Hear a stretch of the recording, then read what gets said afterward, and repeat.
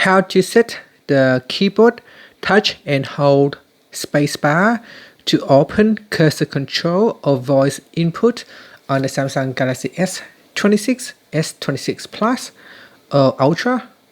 First tap on the home button to return back to the home screen.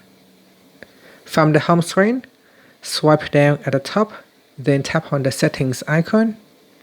Now in the settings page, we then scroll down and tap on General and Management. Here tap on Samsung keyboard settings.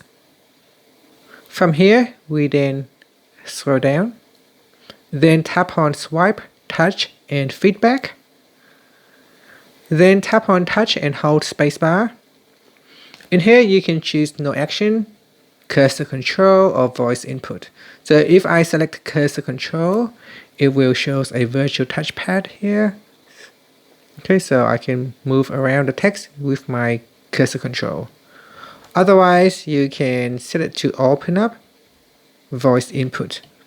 So here I can touch and hold, that will open up voice input. At the moment, I'm using Google Voice Input instead of Samsung Voice Input. Okay, so another way to bring it up is to use the microphone at the corner here. And that's it. Thank you for watching this video. If you find it helpful, please like and subscribe to my channel for more videos.